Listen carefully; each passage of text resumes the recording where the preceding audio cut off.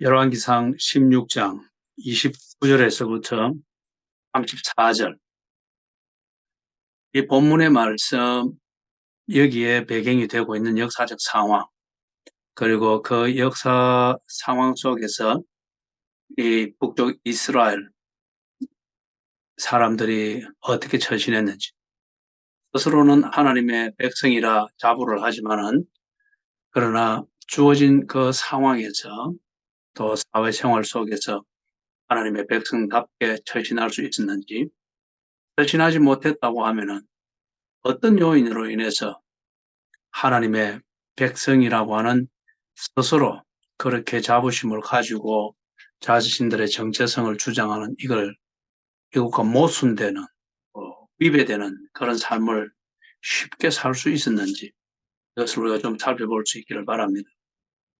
바로 그 위에 나오는 내용, 16장 21절에서 28절을 보면은 아합 왕의 가문이 거기에 소개되어 있습니다. 다른 말로 하면은 지금 29절에서부터 34절, 이 본문의 역사적 상황은, 그 시기는 아합이 왕이 되어서 북쪽 이스라엘을 통치하던 그런 시대였습니다. 아합은 오므리 왕의 아들입니다. 이 오므리 왕조라고 하죠.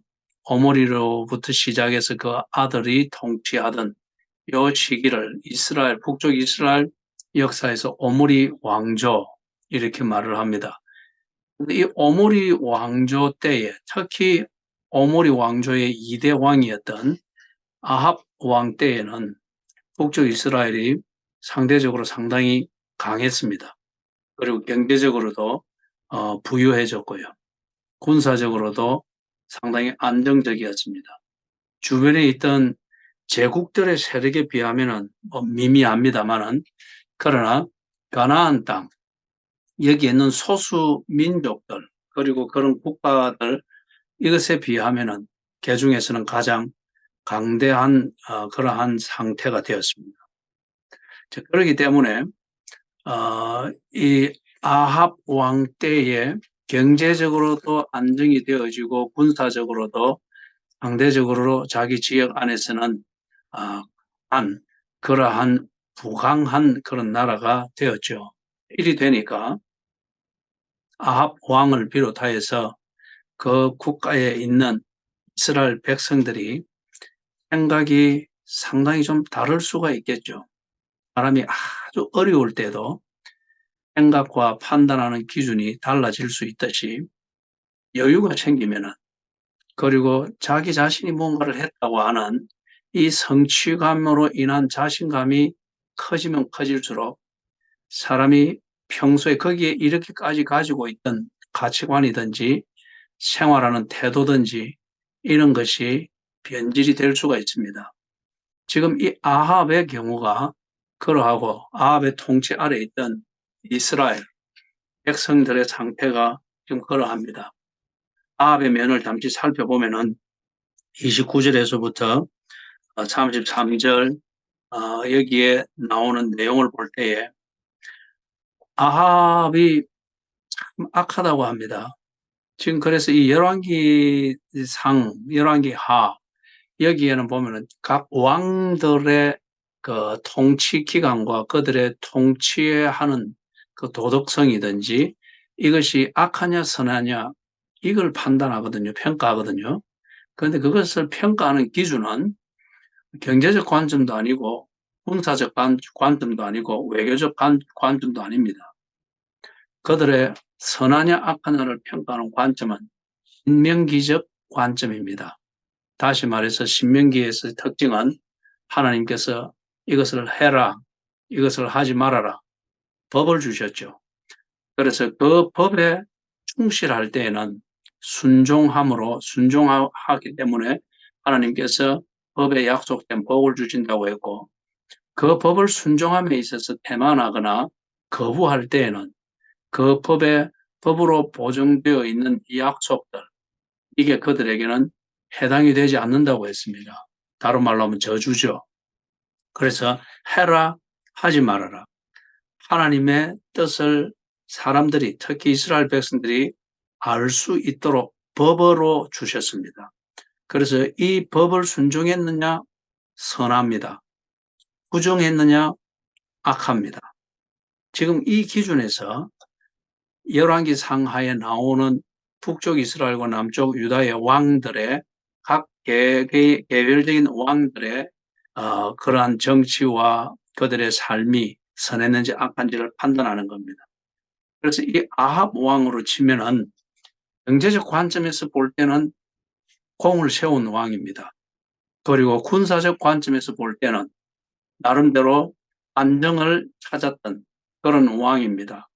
그리고 외교적 관점에서 볼 때에 이 북쪽과 남쪽에 있는 초강대국에 비해서는 이들도 조공국이 되어야만 되겠으나 그러나 주변에 단단한 그런 주변의 그러한 소수 국가들 이 이스라엘과 같이 소수 민족들이 만들어서 자기들의 자치권을 행사하고 있는 이 소수 국가들 이런 것에 비하면은 북쪽 이스라엘은 더 이상 그들에게 만만하게 보이는 그런 민족 공동체가 아니고 오히려 그들에게 영향력을 행사하는 그 지역의 강대국이 되었습니다.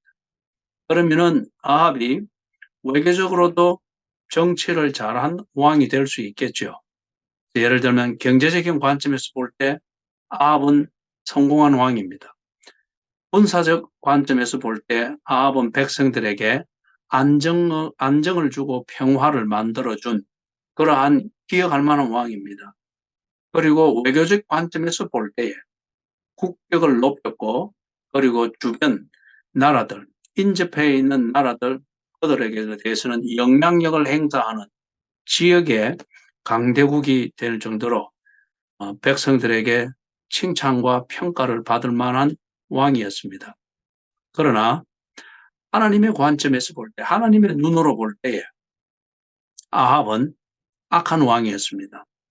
하나님을 인정하지 아니했고 하나님과 언론한 바가 없습니다.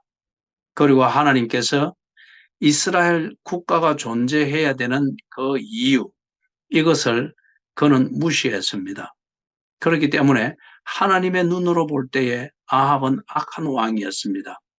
세속적 관점에서 볼 때에 정치를 잘했고 통치를 잘해서 뭔가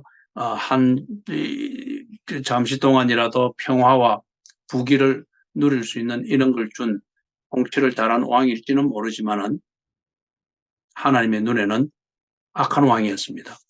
그래서 만약에 경제가 국가를 살리는 그 최종적인 힘일 것 같으면 아합의 선택은 옳았겠지요. 그러나 하나님이 국가를 좌지우지하시고 국가의 운명을 결정하시는 절대 주권자이자 능력자일 것 같으면 아합은 파트너를 잘못 선택했습니다. 하나님 보시기에 선하고 하나님 보시기에 인정을 하고 통치를 잘하는 왕이 되었어야만 했습니다. 하나님께서 모든 것을 결정하시고 이스라엘의 미래를 결정하시는 절대 권력자일 것 같으면 말입니다. 그래서 지금 여기서는 하나님 보시기에 악한 왕이다 하는 이 평가로서 아합이 평가되고 있습니다. 그런데 세속적 관점에서 다시 말하지만은 세속적 관점에서 볼 때 어느 때보다도 삶이 나아졌습니다. 여유가 생겼습니다. 안정되었습니다.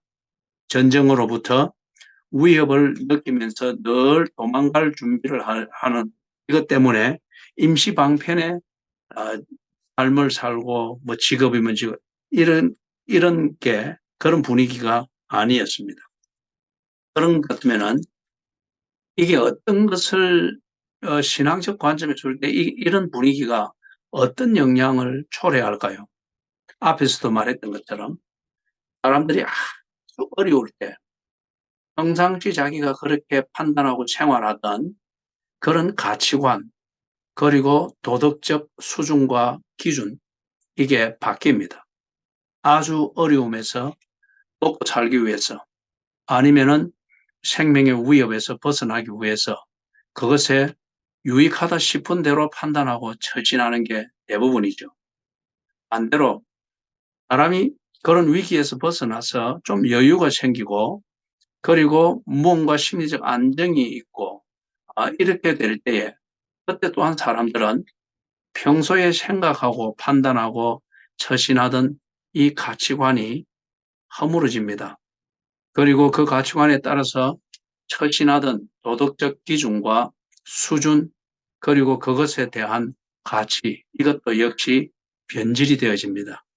생각과 생활하는 그 기준과 수준이 달라진다는 거죠. 여유를 즐기고자 하는 이 감각을 충족시키는 것이 그들의 행동하는 중심이 되기도 하고 목적이 되기도 하는 게 그렇게 그런 쉬운 현상으로 나타나게 되는 거죠. 지금 그래서 아합 왕 때에 이러한 여유를 가지게 되어지고 그동안 늘 그들에게 꼭 피부에 붙어 있는 어떤 점처럼 따라다니던 위기의식, 그 다음에 생존의 위기감, 먹고 살기 위한 이 기본적인 것을 위해서 몸부림을 치고 그게 모든 일상에 일어나서부터 잠자리에 들 때까지 모든 것을 지배하던 여기서 어느 정도 싹 풀렸단 말이에요. 여유가 생겼단 말이에요. 그리 되다 보니까 이들이 아, 뭔가 자기들의 생각대로 판단대로 아니면 감각적인 욕구대로 하고 싶은 이게 많아졌습니다. 그리고 그게 지혜고 그게 자기들이 당연히 누려야 될 결과인 것처럼 여기게 되었습니다. 자, 그러는 가운데에 여러분 나라도 그렇지 않습니까? 경제적 여유가 생기고 자본이 여유가 생기면은 기간 산업을 많이 합니다. 기간 사업을 많이 하죠. 도로를 만들고 그리고 또 뭐 큰 편의 시설을 만들고 이런 것들을 많이 해서 공공 유익이 될 수 있는 이런 기간 시설들을 만들고 정비들을 많이 하게 되는 걸 보죠. 그게 한 나라의 재력 그리고 안정 이것을 볼 수 있는 하나의 현상이기도 합니다. 자, 그러다 보니까 북쪽 이스라엘에서도 이러한 일들이 많았겠죠. 국가적 사업이 있고 그리고 뭔가 왕이 볼 때에 이런 것을 하고 싶다. 개인적인 욕구든지 아니면 왕이 볼 때에 이게 백성들에게 좋겠다 싶은 것. 그럴 때 이게 큰 토목 사업이든 아니면은 뭐 대단지 요즘 말로 하면 아파트 단지를 만들고 길을 만들고 그런 프로젝트를 채워서 시행할 수가 있겠죠. 그 중에 하나가 뭔가 하면 34절의 이 공사입니다. 그렇기 때문에 이것은 거기 나오는 베델 사람 히엘이 개인적인 투자를 가지고서 이래 할 수 있는 사업이 아닙니다.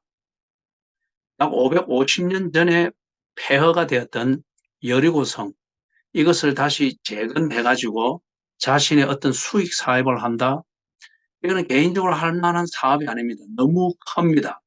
너무 크고 그리고 온 국가의 주목을 받고 왕이 이것에 대해서 신경을 안 쓸 리가 없는 거죠. 그렇기 때문에 이거는 개인이 자기의 사업의 프로젝트로 할 수 있는 게 아니죠. 그럼 이게 무슨 말이에요? 앞에서 말했던 것처럼 아합 왕이 국가적 사업으로 이것을 시행하는 겁니다. 여기에 베델 사람 이 애를 책임자로 세워가지고 이 국책 사업을 하는 것이죠. 이스라엘이 그만큼 나름대로 여유가 생겼습니다. 어쩌면은 그동안 너무 어렵게 살아왔기 때문에 아합 왕 때에 이러한 좀 반짝하는 여유가 있는 이게 그들에게는 큰 무언가 여유로 여겨지고 그리고 뭔가 한번 못 해보고던 것을 한번 해보고자 하는 뭐 이런 현상일 수도 있겠죠. 그래서 550년 전에 폐허가 되었던 여리고성을 다시 재건하여서 쓰고자 합니다. 이걸 지금 책임을 베델 사람 히엘에게 맡겼고 이 히엘은 기꺼이 이 사업을 맡아서 시행을 합니다. 그런데 여러분 34절에 보면은 이걸 건축할 때에 이제 땅을 고르고 이렇게 기초 작업을 하지 않습니까? 그걸 할 때에 히엘의 맏아들이 죽습니다. 그 다음에 또 보니까 성문을 세울 때에 히엘의 막내 아들이 죽습니다. 이게 지금 하루아침에 맏아들이 죽고 저녁에 막내가 죽고 이게 아니죠. 폐허가 550년 동안 폐허가 되어 있던 그 여리고 성의 털을 폐허를 걷어내고 그 다음에 거기에 새로운 성을 건축해 나가는 이거는 1, 2년에 마칠 수 있는 그러한 토목 사업이 아니죠. 이거는 최소한 수년이 걸린 사업인 게 분명합니다. 그렇기 때문에 땅을 고르고 기초 작업을 할 때에 맏아들이 죽고 성문을 세운다. 이걸 뭘 말하는 겁니까? 공사의 마지막 단계입니다. 마지막 작업이죠. 그래서 성문을 세울 때 막내 아들이 죽는다. 그럼 예를 들어서 이게 10년이 걸린 국책 토목 사업이라고 치십시다. 그러면은 맏아들이 죽고 막내 아들이 죽는 동안에 10년이 걸렸고 그 10년 동안 공사를 했다는 겁니다. 그러면 예를 들어서 여러분 맏아들이 죽고 그 다음에 성문을 채울 때 죽은 아들이 두 번째 아들일 것 같으면 굳이 막내라고 표현을 안 하겠죠. 그리고 히엘에게는 두 아들뿐이었을 겁니다. 그런데 여기에 맏아들이 죽고 그 다음에 막내가 죽는다. 한편 이 사업이 1년에 끝날 사업도 아니고 최소한 수년이 걸리는 그러한 프로젝트인 것을 볼 때에 맏아들이 죽은 뒤로 공사가 10년이면 10년 진행되는 동안에 마지막으로 막내가 죽을 때까지 거기에 4명이면 4명, 5명이면 5명 이 형제들이 다 죽었다는 거예요. 그걸 암시하고 있는 중요한 표현인 것을 우리가 짐작할 수 있습니다. 그런데 여러분, 왜 히엘이 이 사업을 맡아서 어떤 면에서 볼 때는 국가를 위해서 기꺼이 헌신하는 애국일 수도 있겠죠. 왕에 대한 충성이기도 하겠죠. 그런데 왜 이 히엘의 맏아들이 죽고 막내가 죽는 이 불상사를 개인적으로 겪어야만 했을까요? 이것을 알기 위해서는 여호수아서 6장 26절을 보면은 더 좋은 것은 6장 전체를 쭉 읽어보면은 좋겠지요. 여호수아의 지휘 아래에서 이스라엘 백성들이 여리고 성을 정복했습니다. 정복하는 그 과정이 이스라엘 백성들이 군사적인 전쟁을 통해서 정복을 한 게 아니죠. 우리가 그 여리고성 정복 사건의 이야기를 잘 알고 있듯이 이거는 소위 우리말로 표현하면 기적이었습니다. 그들이 하나님께서 여호수아에게 명령하신 대로 그리고 여호수아가 그들에게 전달하여 명령한 대로 하루에 한 번씩 전 백성이 나가서 정한 질서를 따라서 성을 한 바퀴 돌고 그리고 한 주간 동안에 첫 6일은 매일 나와서 한 바퀴씩 돌았습니다. 그리고 마지막은 어떻게 했습니까? 7바퀴를 돌았습니다. 그리고 백성들이 제사장들의 나팔 소리를 들으면서 함께 함성을 질렀죠. 그런데 성이 무너졌습니다.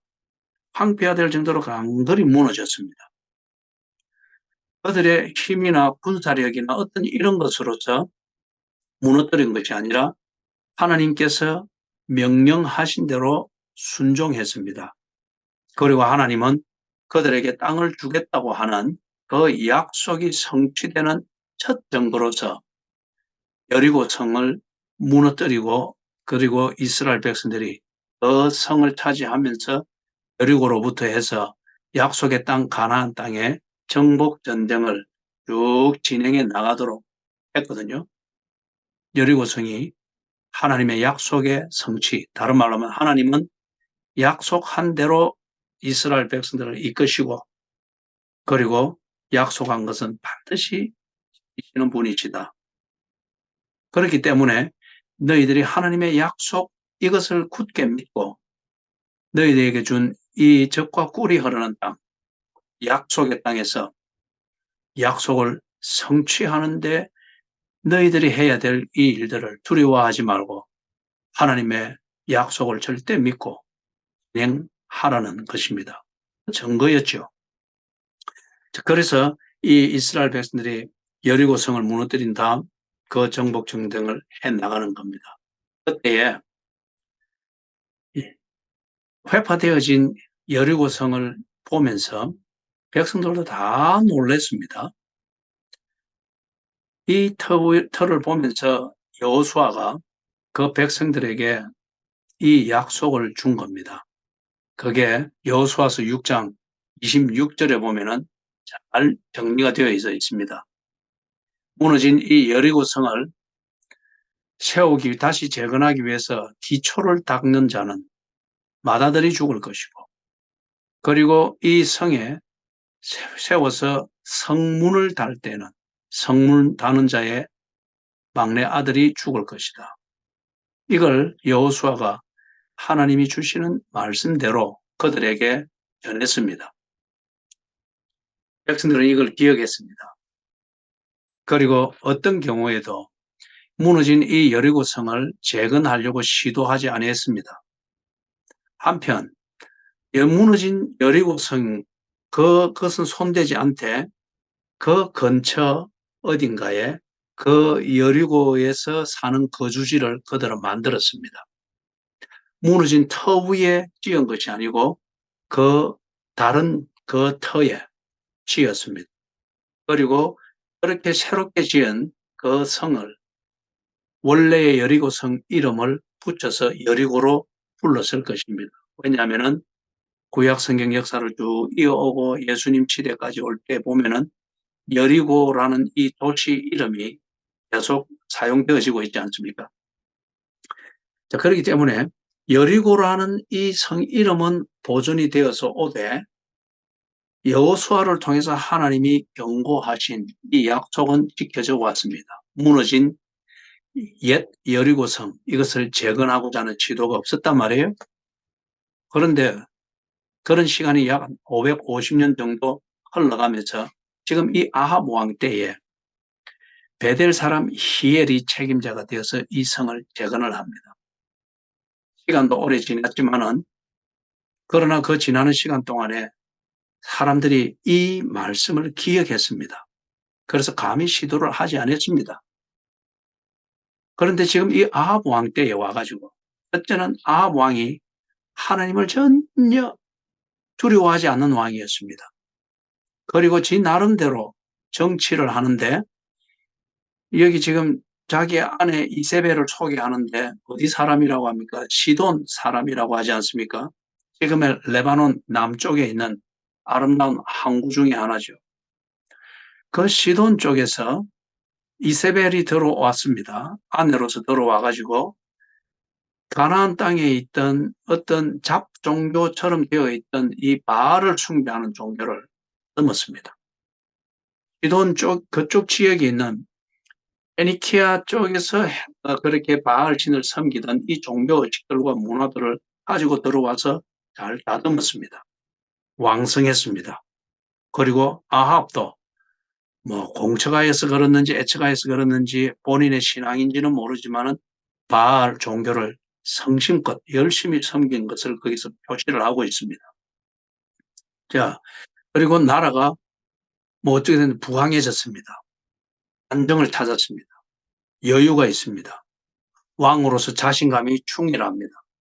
백성들로서도 그렇게 오래간만에 맛보는 그 번성과 안정과 평화, 이것에 그들이 평소 가지고 있던 여호와 신앙, 이 긴장이 느슨해질 수밖에 없겠지요. 그리고 우선 편하고 감각적으로 만족이 있으니까 이게 왕의 통치 덕분이고 왕이 섬기는 바알 신앙, 이게 실용적이구나.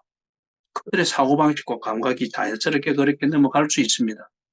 그리고 그 여유를 더욱더 챙기기 위하여서, 그리고 더욱더 뭐 증가시킨다, 부흥시킨다, 어떤 이런 면에서 국책 사업을 할 때에 아합이 이것을 명령할 때 누구도 이 면에서 그러면 안 됩니다. 하나님의 명령이 있는 일입니다. 550년 동안 우리 조상들이 이것은 지켜왔습니다. 그러니 이렇게 하면 안 됩니다. 말할 수 있는 사람이 없었습니다. 그죠? 알고 있는 사람은 있었을 겁니다. 그러나 현실적으로 그들이 가난에서 벗어나고 불안에서 벗어나고 전쟁의 공포에서 벗어나고 먹고 살 기회가 많아졌고 이런 것을 누리고 있을 때에 그 감각이 알고는 있으나 그것을 믿을 수 있을 정도로 집중하게 만들지는 아니했을 것입니다.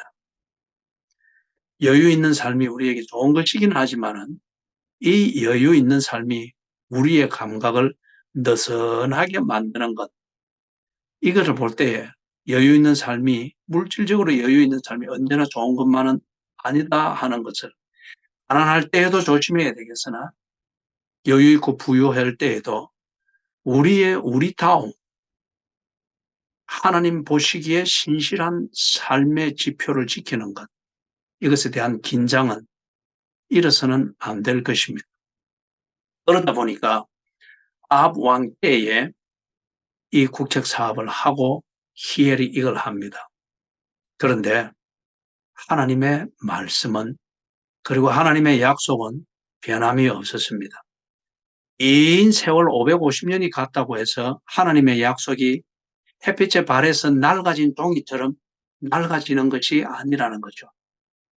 그리고 여유가 있고 부강해졌다라고 해서 하나님의 말씀을 순종하지 아니해도 될 정도로 이제는 아쉬운 게 없다. 그래서 하나님이 삶의 현장에서 사라지고 무효화되어진다. 그거는 살아계신 하나님이 아닌 거죠. 하나님은 절대 그런 분이 아니었습니다. 그래서 지금 이 히엘이 이 작업을 할 때 하나님이 말씀한 그대로 생생하게 이 일이 이루어졌습니다.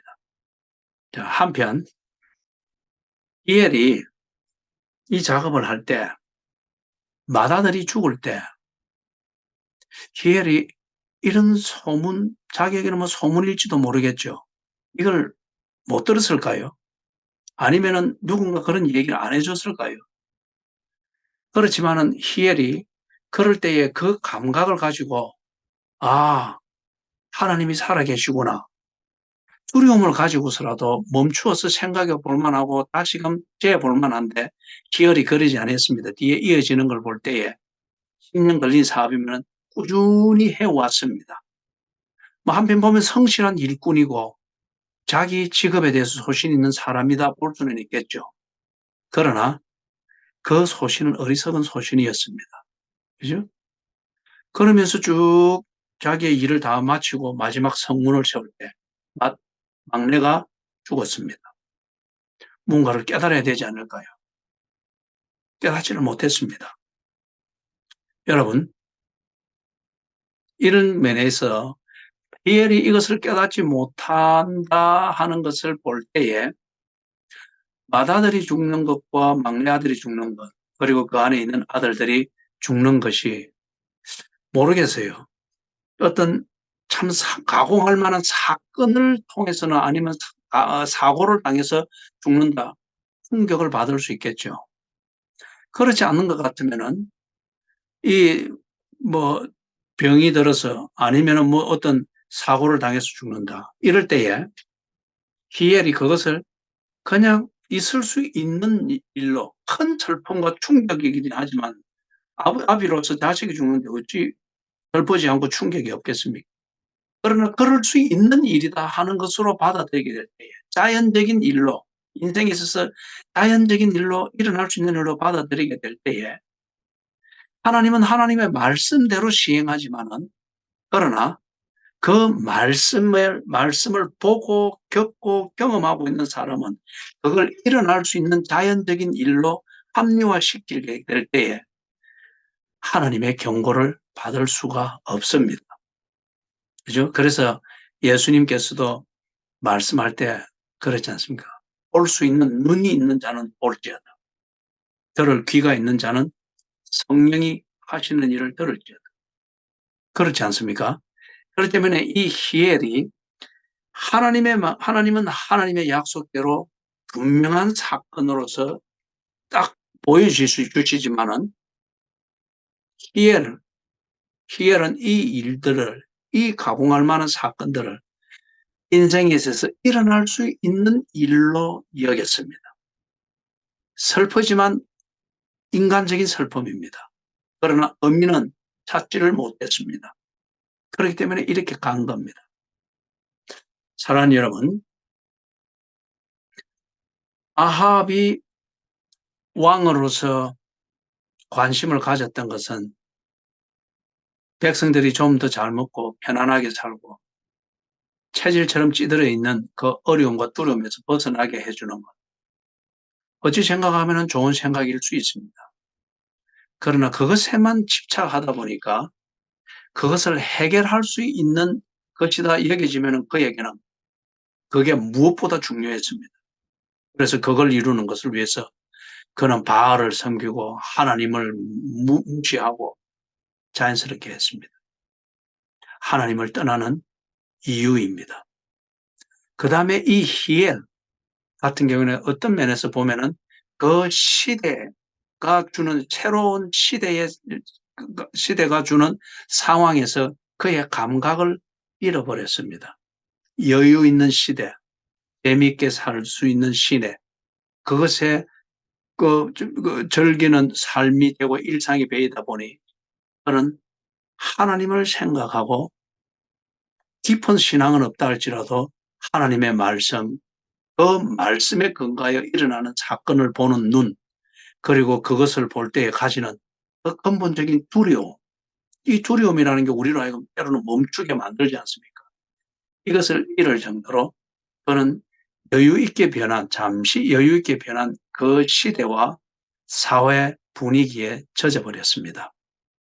그러다 보니까 하나님의 말씀대로 일으킨 사건, 이것을 자연스럽게 일어날 수 있는 사건으로 받아들이면서 애써 자신을 합리화하고 위로하면서 소위 말해서 자기 일에 집중하는 사회적인 관점에서 볼 때는 쿨한 사람입니다. 그러나 불행입니다. 쿨하되 하나님과의 관계 안에서 전체를 보는 그 맥락에서 쿨했어야만 해요. 한 가지만 더 지적을 하면서 정리를 하겠습니다. 34절 초반부에 보면은 그 시대에 베델 사람 히엘이 있다. 베델 사람 히엘이 있다. 히엘을 소개하는데 그의 프로필 중에서 그의 출신 지역, 이걸 아주 강조하는데 그 지역이 베델입니다. 여러분, 베델 하니까 누가 생각나면 어떤 사건이 생각납니까? 그렇죠. 여로보암입니다. 여로보암이 솔로몬의 아들 르호보암을 반대하면서 혁명을 일으켜서 북쪽 10지파를 떼서 북쪽 이스라엘을 만들었죠. 그때부터 해서 남과 북이 갈라져서 이스라엘 역사에서 분열 왕국이 시작됐습니다. 그리고 이 혁명 사령관 여로보암이 북쪽 이 10지파를 안정시키기 위해서 정치적 조치로 뭘 했습니까? 북쪽 이스라엘 사람이 남쪽 유다에 있는 예루살렘 이 성전으로 찾아가서 예배드리고 하지 못하도록 예배드릴 수 있는 대안의 장소를 만들었죠. 그 중에 하나가 남쪽 유다 왕국과 경계를 이루고 있는 가장 인접한 도시 성인 베델성에 금송아지를 세우고 이게 우리가 숭배해야 될 여호와다. 그 나름대로 성소를 만들었죠. 그리고 북쪽 제일 끝에 다한 지파의 땅에 똑같은 것을 세워서 북쪽 이스라엘 10지파의 사람들이 신앙생활의 이유로서 이 경계를 벗어나지 못하도록, 벗어나면은 혁명하여서 새로운 세운 신생국가 북쪽 이스라엘이 안정이 안 되고 와해되어지면 혁명이 실패할 것이기 때문에 이 정치적 목적으로 해서 여로보암이 여호와를 대신하는 신상을 세우고 그것이 여호와의 성전이고 그것을 경배하는 것이 여호와의 신앙이라고 정치적인 이념으로서 세뇌시키면서 북쪽 이스라엘이 점점 그게 여호와의 신앙이라 자기들 나름대로 그렇게 인정을 하면서 자의적인 그런 신앙생활을 하면서 지금 쭉 수백 년 이렇게 몸에 익은 겁니다. 그러면은 그 목적을 위해서 세워진 두 곳 성소 중에서 남쪽 예루살렘에 가장 인접해 있던 베델에 이 성소를 세우고 그들이 나름대로 자기들 방식으로 여호와의 신앙이다, 이게 정통이라고 해왔는데, 거기에서 태어나고 자랐던 사람 히엘, 그다음에 이 프로젝트를 맡길 정도 같으면 이 히엘이 보통 서민은 아닙니다. 지도층에 있는 사람인 게 분명합니다. 그러면은 특히 베델 방식의 신앙생활, 이거는 이단이고 미신이죠. 자기 들로서는 이게 정통이라고 하는 거예요. 이것을 정통이라 하면서 그 신앙생활을 고집하는 데 있어서 지도층에 있던 이 히엘이 그냥 있을 리가 없죠. 자기 몸에 배에 있습니다. 그렇기 때문에 아합 왕 시대 때에 아합이 이런 사회적인 분위기를 타서 이게 애국이고 이게 백성을 위한 것이고 이렇게 할 때에 이미 베델 사람일 것 같으면은 여호와의 말씀 중심으로 신앙생활을 판단하는 것이 아니고 자신들의 현실적 필요를 위해서 여호와의 말씀을 얼마든지 끼워 맞추고 변형시키고 변질시키고 해석하는 것에 익숙합니다. 그리고 나름대로 그것을 합리화하고 충족감을 가질 수 있는 종교적 분위기를 만드는 이런 것에도 아주 익숙합니다. 그렇기 때문에 아합이 이런 국가 이데올로기를 가지고서 백성을 위한답시고 이런 국가적 프로젝트를 할 때에 히엘이 여호수아 시대 때에 만들어 주어진 이 약속을 모를 리가 없습니다. 그러나 이것을 나름대로 합리화하면서 지금 이 국책 사업을 위해서 자기가 기꺼이 헌신한다, 합리화할 수 있는 것을 만드는 것은 충분히 할 수 있는 사람이죠. 여러분, 히엘이 좋은 사람이다, 나쁜 사람이다, 이걸 판단하는 것은 보류합니다. 이 시간에 그러나 딱 분명히 따져볼 것은 히엘은 자기 방식의 종교 생활을 하는데 아주 익숙한 사람입니다. 그렇기 때문에 하나님의 말씀, 하나님께서 약속을 신실히 지키며 하나님을 거부하는, 우상을 숭배하는 이런 일들은 결코 용납하지 아니한다 하는 그 증거로서 첫 번째 약속의 땅에서 일으켰던 사건, 여리고성을 무너뜨렸지 않습니까? 그리고 이것을 두고 기억하도록 손대지 말고 두라고 했단 말이에요. 이게 하나님의 말씀입니다. 이 하나님의 말씀에 대해서 아합을 위시하여서 아합에게 충성하는 히엘이 얼마든지 합리적인 해석과 구실을 만들어냅니다. 그죠? 하나님께서 자기 백성을 가난하게 만들게 할 수 있느냐? 또는 우리가 국가가 발전하려고 하면은 땅을 계속 배관해야 되지 않느냐? 그 다음에 이 많은 시간이 지났으니 충분히 보상이 이런저런 이유로 해서 합리적인 구실을 만들어서 하나님의 말씀을 자기들에게 유익하도록 해석하고 그 다음에 자기들에게 유익하게 자기 방식대로 하는 것이 하나님의 뜻이다. 하나님의 말씀대로 순종하는 것이다. 시대에 맞는 것이다. 얼마든지 해석하고 꾸며낼 수 있는 사람들이었습니다. 종교적인 프로였죠. 그렇기 때문에 천능덕스럽게 했던 것이고 하나님은 약속하신 말씀대로 시행하셨습니다. 더 큰 불행은 그 사건, 지 집 안에서 일어나고 있는 사건이 하나님의 말씀이며 하나님의 약속의 성취인 것을 볼 수 있는 눈이 없었고 들을 수 있는 귀가 없었다는 겁니다. 사랑하는 성도 여러분, 하나님의 말씀에 민감하십시다.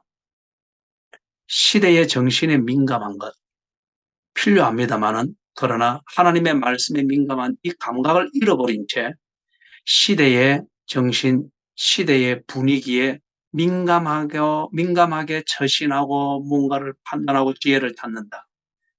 불행일 수밖에 없습니다. 하나님과의 관계, 하나님과의 교제, 그리고 하나님의 교제를 실제화시키면서 우리로 하여금 알 수 있도록 일으키시는 사건들, 일상들에 대해서 민감하면서 하나님이 이끌어 들이시는 그 시대와 그 삶의 분위기와 사회, 여기서 그리스도인다운 처신과 그리고 우리의 삶을 개발해 나가는 이 지혜가 무언가를 구해내는 것. 이럴 때의 균형 잡힌 것이 되겠지요. 결코 우리가 바울이 말한 대로 이 시대를 본받지 말고 우리의 마음을 새롭게 해서 무엇인지 분별하여 살도록 하십시오. 먹을 것과 평화와 안전은 우리를 인도하시면서 때마다 그 인도하심을 확인해 주시는 하나님의 약속, 거기에 있음을 결코 잊지 않도록 하십시오. 이번 한 주간도 주님의 이 약속을 이행하심에 있어서 신실하신 주님의 이 은혜 안에서 우리 진정한 평화와 그리고 일하는 보람 그리고 땀 흘린 만큼 얻는 결실로서 참 진정 행복한 그러한 교제의 시간, 쉬는 시간, 그리고 가족과 함께 나누는 시간, 이 평안을 누리게 되시기를 주님의 이름으로 축원합니다. 아멘.